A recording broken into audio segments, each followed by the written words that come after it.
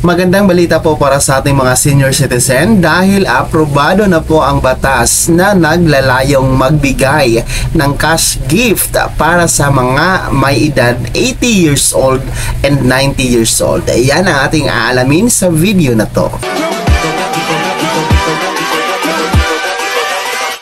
Hold up.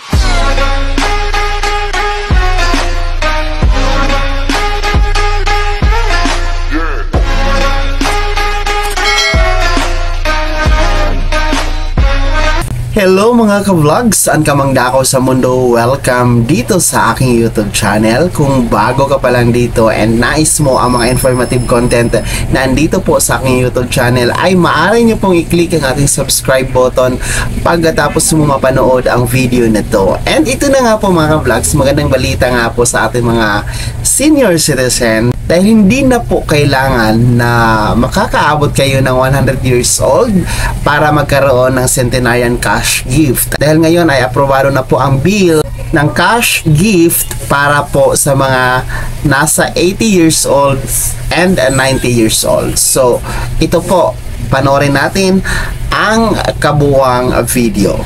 Magandang balita po sa ating mga lolo at lola.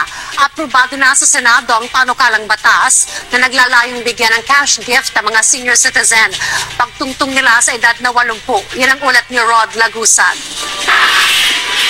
Masaya sina Lola Daisy at Lola Maria dahil hindi na nila hihintaying maging sentenaryo pa para makakuha ng cash gift mula sa pamahalaan na nakalaan lang para sa mga nakaabot ng 100 taong gulang. Sakaling may isa batas ang Senate Bill No. 2028 o ang Expanding the Coverage of the Centenarians Act.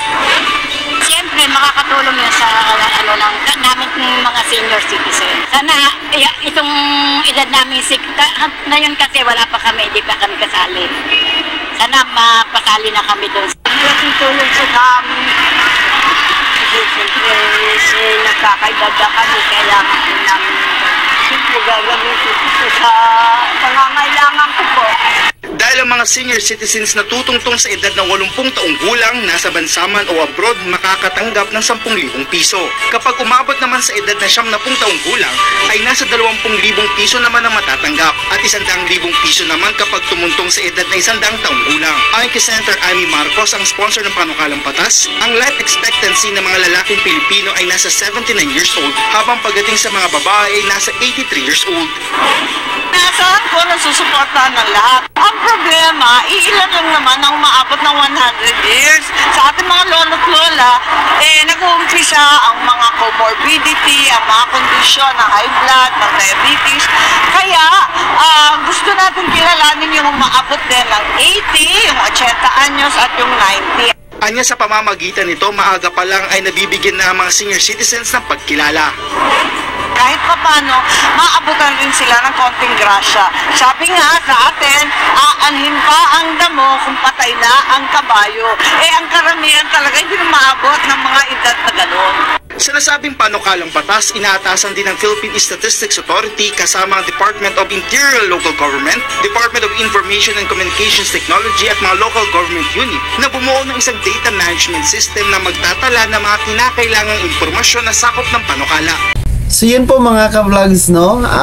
Magbibigay na po ng cash gift na 10,000 pesos para sa mga nakakatungtong ng 80 years old and 20,000 pesos para sa mga tumungtong ng 90 years old and 100,000 pesos syempre para sa mga centenarian natin na umabot ng 100 years old. So magandang balita ito para sa ating mga senior citizen na makakatikim ng ayuda, no, na hindi pa makakaabot sa 100 years old kasi nga maaga pa lang ay syempre maaambunan na sila ng kaunting ayuda kahit pa paano mga ka-vlogs. So magandang balita ito para sa ating mga senior citizen dyan and maghintay lamang po tayo mga ka-vlogs sa ipapalabas na IRR or Implementing Rules and Regulation hinggil sa batas na ito. Para sa karagdagang impormasyon, hinggil po sa balitang ito ay maaari kayong makipag-ugnayan sa inyong OSCA, dyan sa inyong LGU, and maging sa inyong LGU mismo mga ka-vlogs ay maaari nyo pong i-konsulta ang impormasyon na ito. Yun lamang po mga ka-vlogs. Kung hindi ka pa nakasubscribe sa aking YouTube channel, ay maaari niyo pong i-click ang ating subscribe button na nasa baba. Huwag mong kaligtaan na i-turn on ang notification bell. Ilagay mo sa all para updated ka sa mga bagong videos na i-upload ko. And maaari mo rin i-like ang video na to. Kung meron ka pang mga katanungan, ay maaari nyo i-komento sa comment section na nasa baba. And you can follow me sa aking official Facebook page na nasa screen nyo. Muli po ito si Daniel Timpawa na nagsasabing kung tunay kang kaibigan, please, pautang naman dyan. Bye-bye!